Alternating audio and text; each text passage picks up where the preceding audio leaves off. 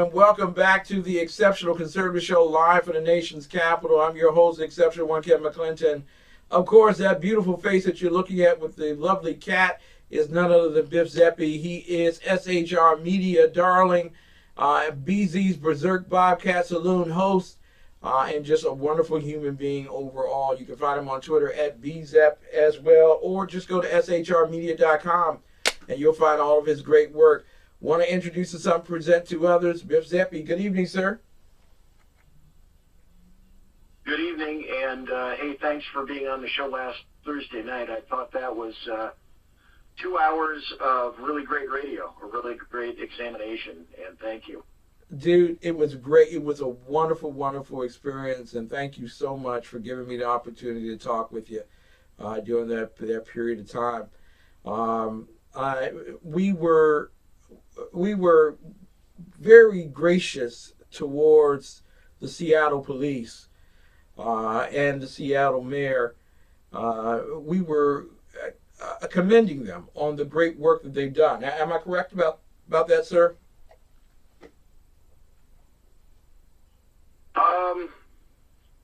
I have to tell you that I've spent the bulk of the day, I've been writing a post for tomorrow and doing show prep for tomorrow's show.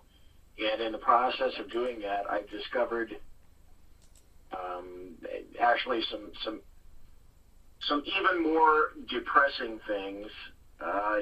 It's not going anywhere. Now, let's see. First, it was CHAZ, which is the Capitol Hill Autonomous Zone, and I think now they've abandoned that, and now it's CHOP, the Capitol Hill Organized Protest. The Seattle police chief is still complaining that she can't get into the CHAZ CHOP zone. I went to 10 over 190 with that last week, and this week I'm kind of out of emotions. Yeah.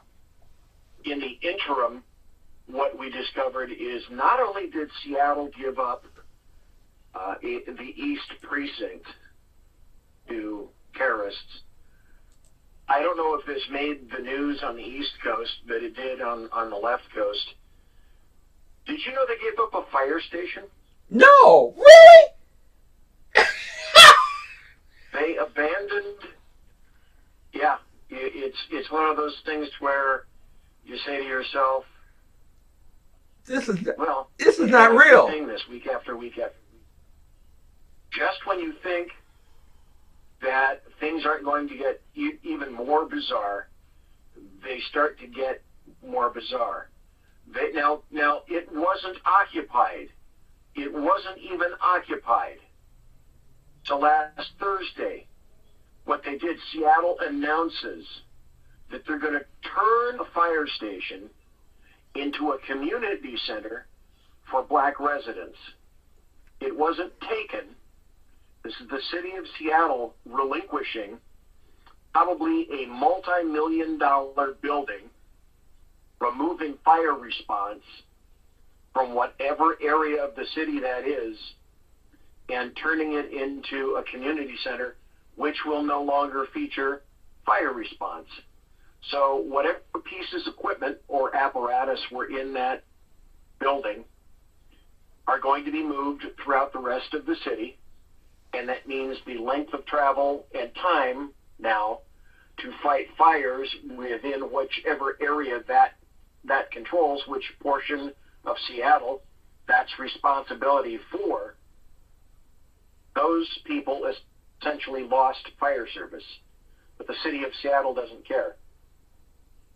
And Wow. And I said last week, I truly am to the point where I think we need to make an experience. And I was thinking, okay, let's do it in Minneapolis in terms of defunding the police. And so now it's bicameral. I want to see Minneapolis defund the police or remove the police entirely. The second is I want to see Seattle hands off and just let this become whatever it's going to become.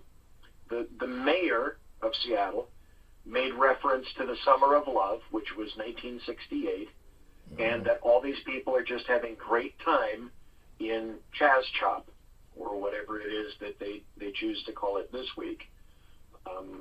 The chief of police has since said that they're getting reports of rape and robbery.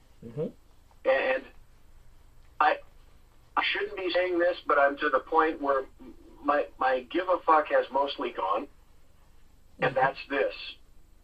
If you were stupid enough to be in Seattle and vote for this, then you need to live it. You need to wear it. You need to smell it. You need to be in the midst of it. You need to wear it. You need to be garbed in it. You need to have all this crap all around you. They have no idea what they're going to do for sanitation. Their little rapper was handing out guns out of a trunk today. There's video of that. In California, that's a felony. In California, you can't loan a gun to a friend without going through an FFL, Federal Firearms Licensee dealer in the state of California. So simply doing that in Seattle, in California, would be a felony. They're doing it right on video. And I've had people tell me, well, what about the poor people that didn't sign up for this? Well, you're in Seattle. Yeah. You signed up for it. Exactly. So you're going to have to live with it. You know, it's called belling the cat. You're the cat, and you just got belled. If you want to come out and you complain that you can't find food and they won't let you out, it's tough. If you come out and you want to cross their borders to go get food and come back, if you come back with food, it's already been proven. If you have food, it will be taken from you. They've sent out a list of demands of the things that they want, the things of which they're short. Well, it shouldn't shock anybody to know that whatever businesses were in the area have essentially been shut down, and they're not receiving any deliveries. There are no deliveries to whatever businesses exist within there. I don't know. Maybe there are small little bodegas, small little businesses, small little food stores that happen to be in there, but they're not getting any deliveries. Ask yourself what delivery driver or producer in their right mind or distributor of food or vegetables or even beverages, what distributor would take it amongst themselves to send a truck into that area to make a delivery when the moment you got close to it, you would be, and Seattle will not respond, your truck would be taken, it would be looted, and probably set on fire. You might get thumped and released, you might get thumped and not released. Are you going to take that chance with your employees? And the answer is no. What we already know, and CNN, if you're watching CNN, it's telling all its viewers that this really is just very much like the Summer of Love. It's warm, it's young kids having a great time, and then what you're discovering is that all the business, on CNN, I'm sorry, CNN also said the businesses that are there are cooperating, and they're really enjoying the love and respect that they're getting from the people in the neighborhoods. The truth came out is that the business people are all frightened, wish they could leave. They know, however, the moment that they will leave, their businesses will be torched, looted, and destroyed. And they're fearful. They're fearful of saying how they really feel. And another business that was just outside this area, about a block away, was in the process of, it was going to be torched. People were going to commit arson in that business because it wasn't sure that it was going along with what was happening a block away. Seattle, you built it. It's like I said, you created this dragon, petted it, you coddled it, you fed it. People that are living within Seattle, you voted for it. You voted for it time and again. So you fed that dragon. You created that dragon. And then it started as a little lizard, fed it, it got bigger, and then it became a really big dragon. Now the dragon is not through growing. Mm-hmm. Dragon is going to grow larger still. And when the dragon ends up burning you all to death, that's called Schadenfreude. And from afar, I will sit back and laugh. I'm afraid people are going to get killed. Yeah. But sometimes it takes people getting killed for others to realize, I don't see the humor in this anymore. Exactly. There's no love here. There's no love here at all. Listen, BZ, you have been a man of law enforcement for most of your life, and a great servant to America, our nation, and our country. And there is a fellow in Washington, D.C., who also has spent the majority of his life as a police officer and worked his way up the shaft, per se, to become police chief in Washington, D.C. And his name is Peter Newsham. And he woke up on Friday morning and realized that the chairperson of the city council was working against him. And, oh, by the way, the person that made him chief of police was also indirectly working against him, the mayor of the city, the one who wants to become vice president, Muriel Bowser. And he found out that the reforms that he had been doing with the police for over 10 years were not good enough. And so they're working towards defunding him. And he made a speech to his fellow police officers that the city has turned its back on you. I want to ask you first and foremost, what's going through the mind of Peter Newsham, number one? Number two, should he be fired for making those statements? And number three, is he just telling the truth at this point? I don't know his details. All I know is the story that you've related. Mm-hmm. However, if you lay down with whores, you expect to get herpes. Amen. And apparently he's been doing that for 10 years. Now, I would like to think that he's an adult, but if he and all the rest of the other people who are now finding themselves betrayed by various leftist mayors and governors are in even the slightest remote state of shock, then all your sensors and synapses have not been firing for the past 10 years. So I have to ask these people who are alleged adults and have to question, I have to question everything about them in terms of, did you not see this brewing? Did you not understand what kind of an environment you were stepping into? And frankly, again, Schadenfreude brews up because this is all going to blow up in everyone's face. I talked about a purity test last Thursday night. Yes, you did. There are all sorts of new purity tests where it's becoming quite true that many on the left are discovering themselves to be insufficiently left for the left. Mm-hmm. And the left is beginning to eat itself and consume itself from within. And to all those people who aligned themselves, that chief and many, many others, they're going to be sacrificed on the altar of woke, though they themselves knew that they were laying down with whores 1 year, 5 years, 10 years ago.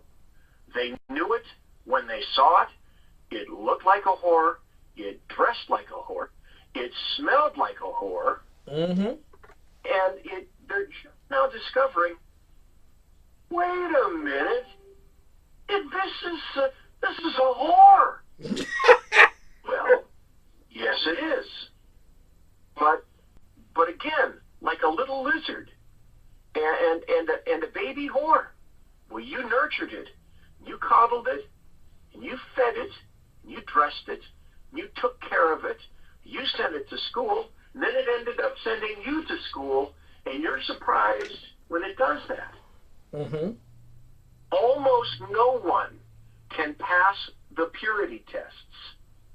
Here's another prime example. The rapper dude whose name AYAs or ASP or whatever the hell his name was, I don't really care. Yeah. But the black dude who became the unofficial leader of Chaz Chop, even he was insufficiently left for the left. Because you know what people did with him? They started digging into his background. And then they found some tweets that had homosexual tinges in it, where he badmouthed someone in a homosexual fashion. Well, he's out now. They will consume themselves from within. The first rule of holes. Now, here's the biggest problem of them all. Mm-hmm. You and I came to a conclusion last Thursday that we don't see systemic racism in the nation, and we don't see systemic racism in law enforcement. Exactly. As an aside, how many minutes do I have? Go right ahead. We take the time tonight. This is a very important matter. Okay.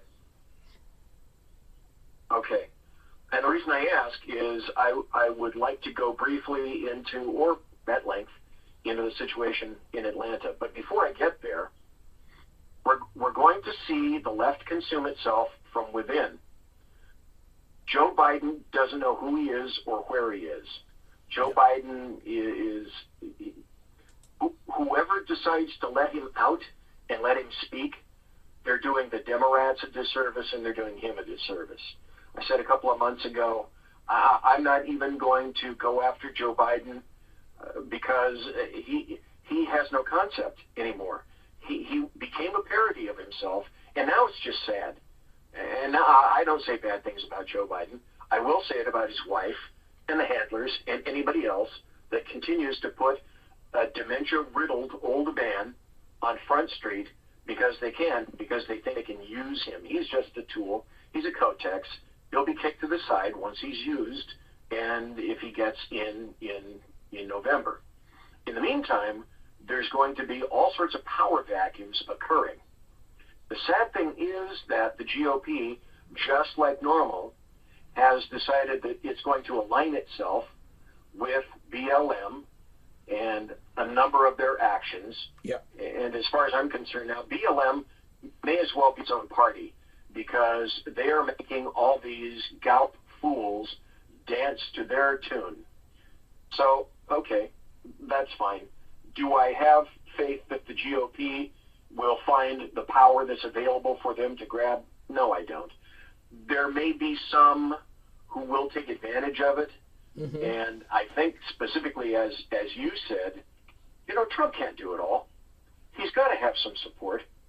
There's got to be someone around him or a series of someones who can come to his aid.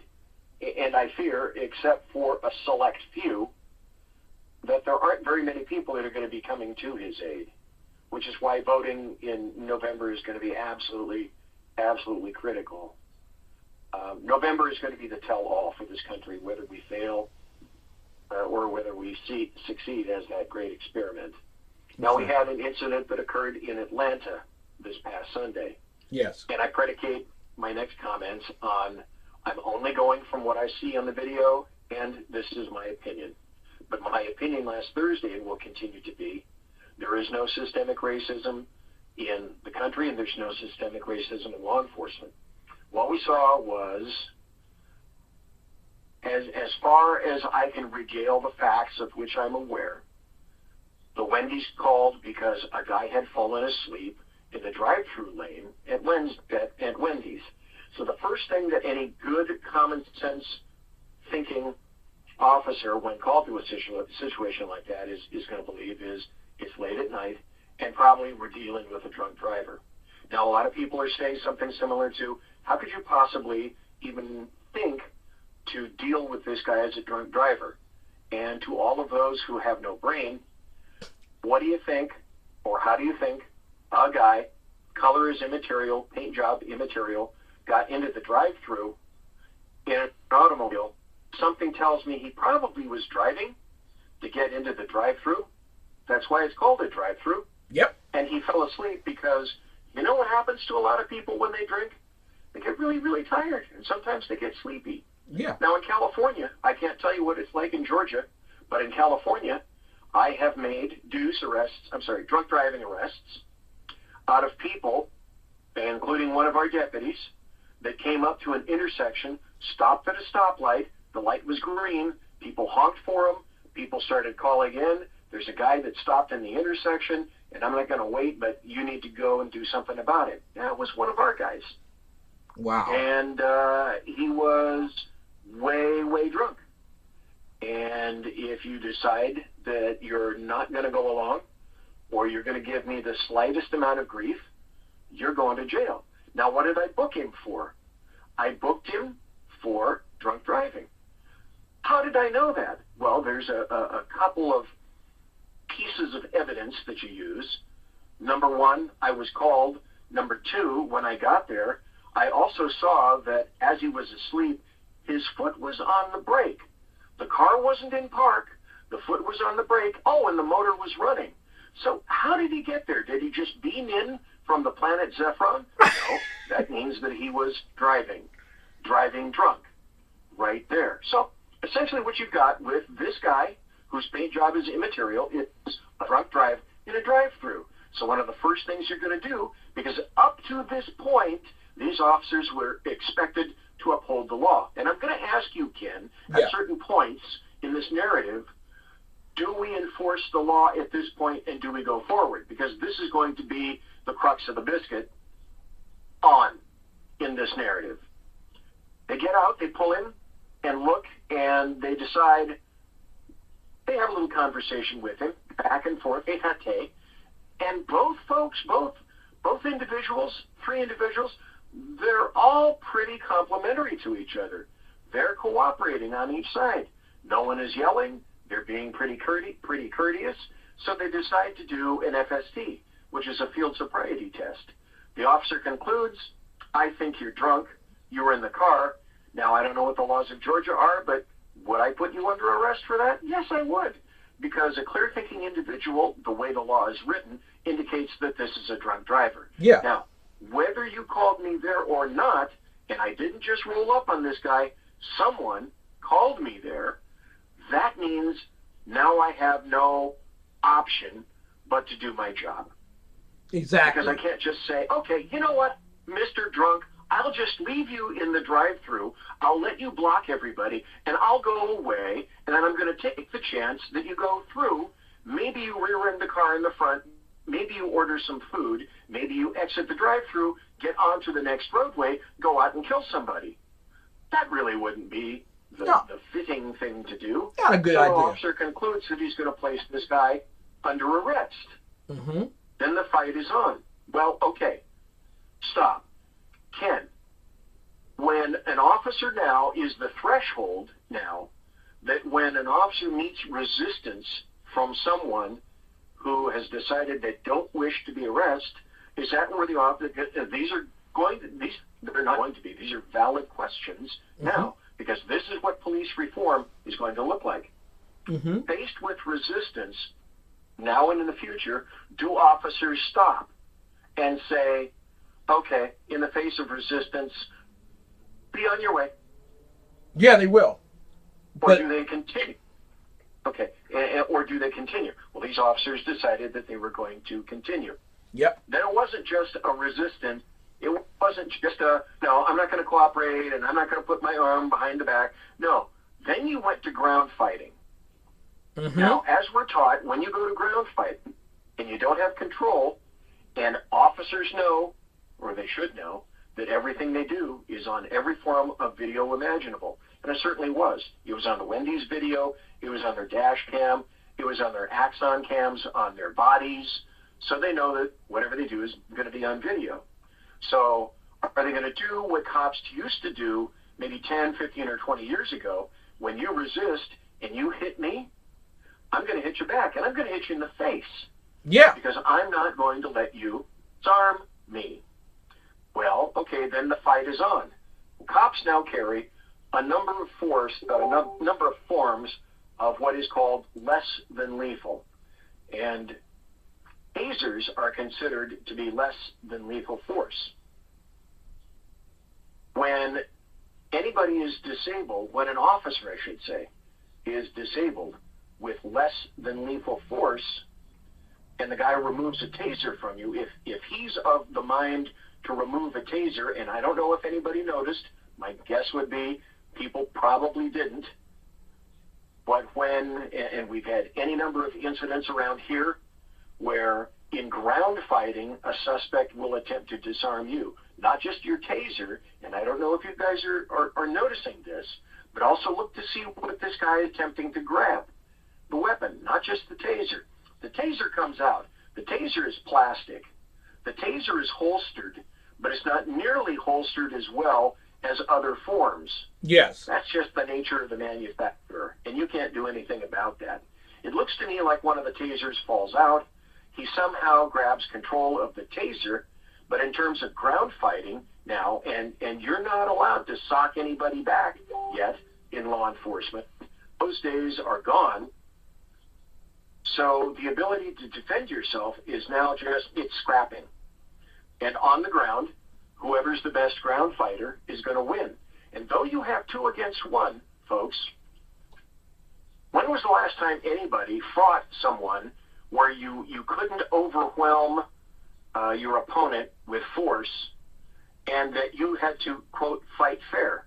Because that's what these cops all have to do now. They all have to fight fair. Well, if you are met with resistance, first you have to know, do you meet resistance with resistance, or do you try to overwhelm the threat? All they tried to do for the first few seconds was overwhelm this guy. Well, it turns out this guy is actually for allegedly being drunk, and he's decided in his own mind that he doesn't want to go to jail.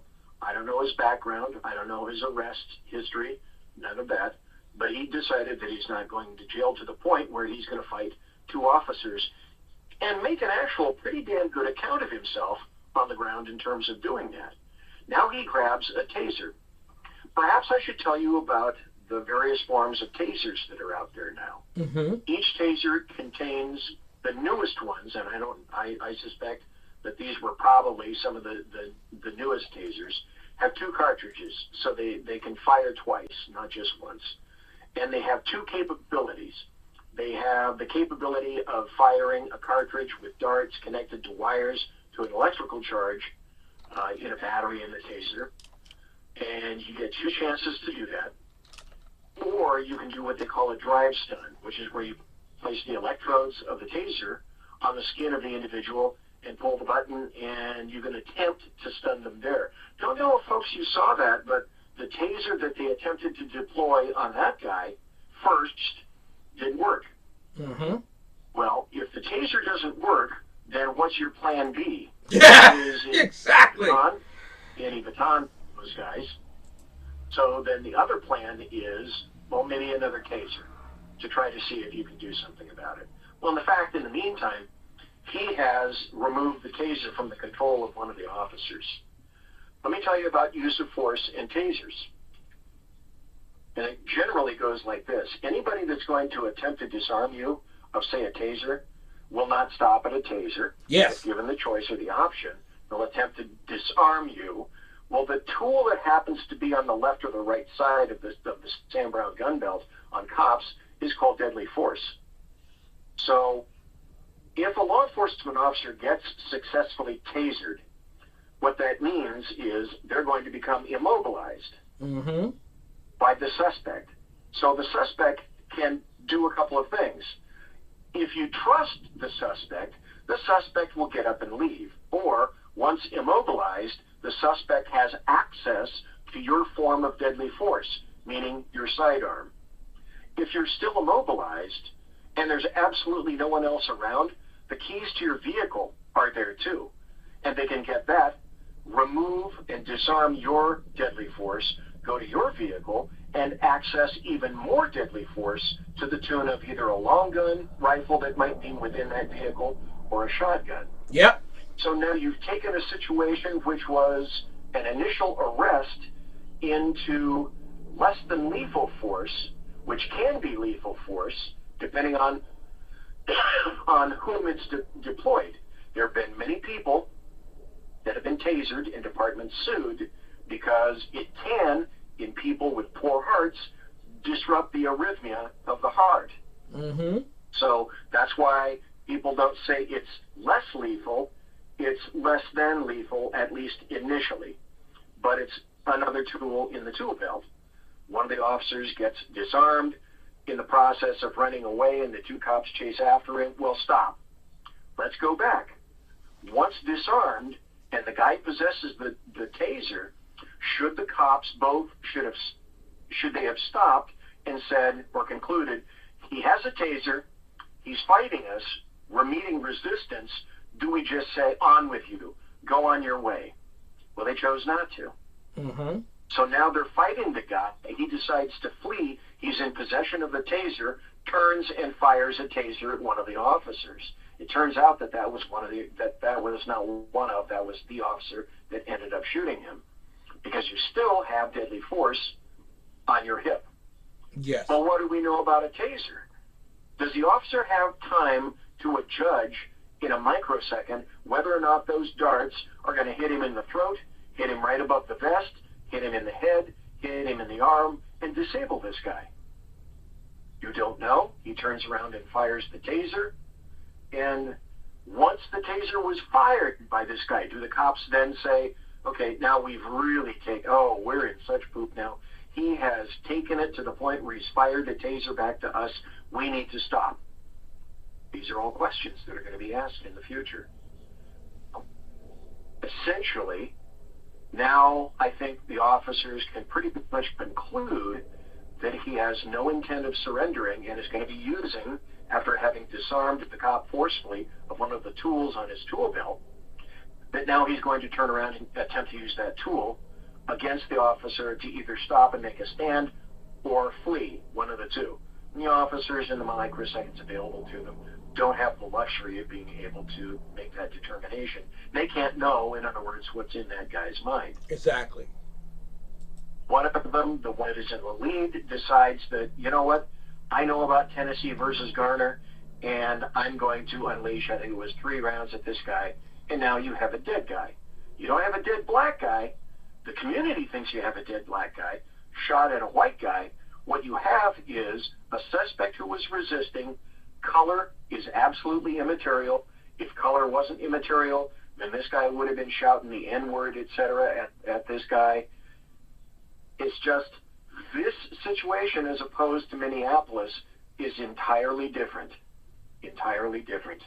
And as far as I know, I can justify this. Now, the biggest questions in terms of what next will be in Minneapolis, what do you charge those officers with? Historically speaking, because of public pressure, Baltimore learned what would happen.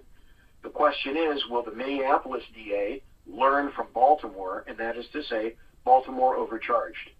Exactly. Now, Minneapolis, as far as I can see, they're well on their way to overcharging. Yep. Then what are you going to do with the 2 officers that are in Atlanta? Can I pause you? Interesting, considering. Can I pause you for just one moment, Biff? Because a lot of people have called me out of my name and said that I did not have the expertise to say what you just said. And the truth of the matter is, I was right with the overcharging in Baltimore because it was built on emotion, and it was built on individuals trying to laud their way into higher office. The same thing is taking place in Minneapolis, and I just want to digress back to your points regarding individuals calling that a homicide in Atlanta. While it may be listed as a homicide, the argument is self-defense. Those police officers were defending themselves and those people that were around them. And as such, there is no doggone way, number one, they should have been fired. And then number two, there's no doggone way that they should bring up any charges on those two guys because they did what was best in the public interest. Am I in the right ballpark there? Well, you're talking about two entirely separate bodies of law. The first one will be in terms of whatever government code Atlanta has and the state of Georgia has in terms of firing without due process. And my guess would be, since it happened immediately, there was little, if any, due process about that guy's job. And those have to be looked at entirely separate entities. The second is in terms of homicide. Well, there are 5 categories that you classify deaths as. If you're either an ME, a medical examiner, most of the agencies on the East Coast deal with medical examiners. That's just history. And most of the death investigators on the left coast deal with coroner departments. And you have 5 categories of death. So you either rule it as suicide, accident, natural, undetermined, or homicide. Now, if you name it a homicide, and they've named it a homicide, then they're not ruling or adjudicating that it was properly applied or improperly applied. Homicide only means that there was a mechanism of death that involved people. In this case, that would be the Atlanta PD. Now, it's going to be up to a court. This is the means of death. This isn't, or excuse me, the manner of death. Mm-hmm. This isn't the means and the intent of a death. Exactly. So a coroner or a medical examiner having said that it was ruled as homicide, immediately people are going to think, see, the cops are guilty. That's not what homicide means. It means a death. Now you're going to have other people determine as to the means and the nature of that. Was it justified? Was it unjustified?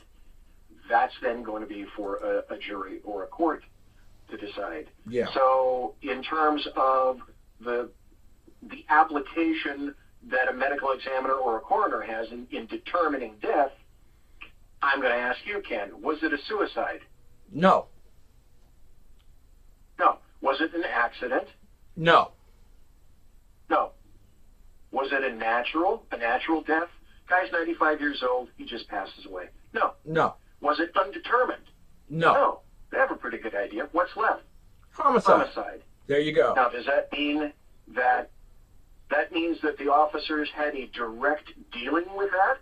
But it has no causal information in terms of were they justified or unjustified? That's not for the medical examiner. That's going to be for a court, and that's going to be for the district attorney. So people are going, oh my God, homicide, see? Well, now you know, and the rest of the people listening to your show, that there are 5 means of death. That was the only one that it could possibly be because all 4 others were eliminated. And it doesn't mean it has nothing to do or linkage with guilt. It's just this is what happened to cause the death. Homicide means a killing. Yeah. Does it mean a murder? No. It means that man's dead and they know how. I want to ask you here. So it's very simple. I want to ask you very quickly. In the Marxist Playbook, because the family did a press conference today, and 2 things I noted. One, they were trying to shake down celebrities to take care of their family.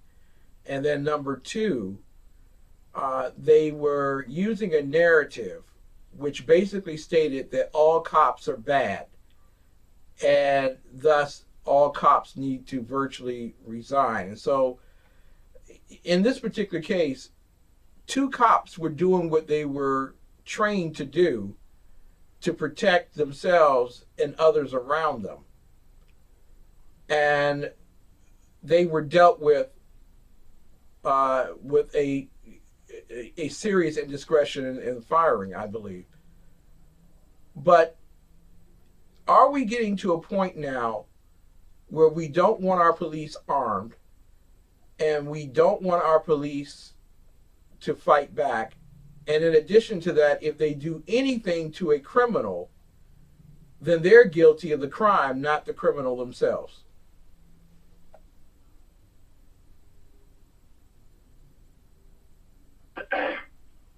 And that's you making a very large assumption.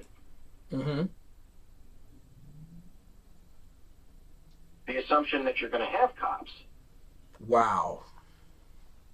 Wow. Eight officers in the past couple of days have resigned from Atlanta PD.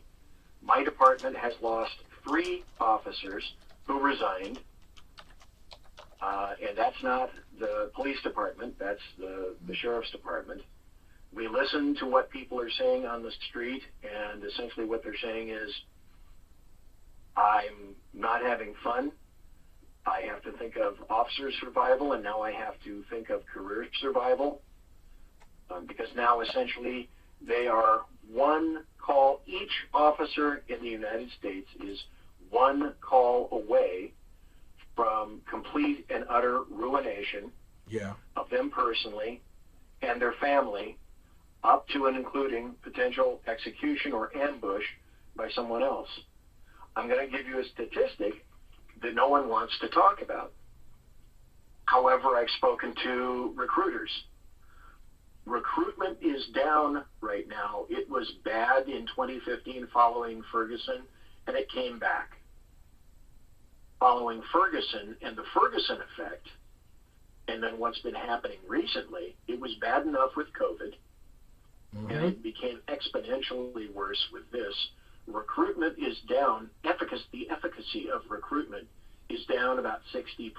Woo! 60%. Now, this is purposeful. This is what people want.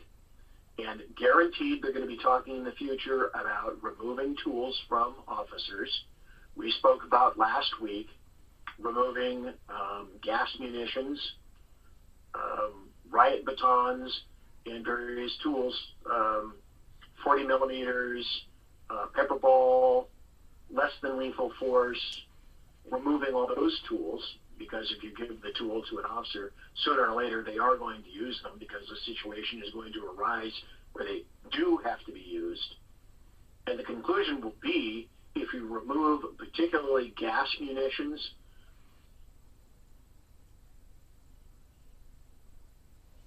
yes.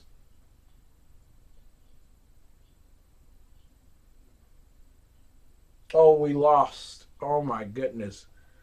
We lost Biff Zeppe, but Biff Zeppe was making a very important point here, ladies and gentlemen. A very important point. And we are watching the Marxist playbook page by page, step by step, played out right before us. If recruitment is down 60%, and I made a statement earlier, if police officers, including a police chief, feels he's been betrayed by the legislators in the executive office, that means after speaking with his personnel that many of them will begin retiring early.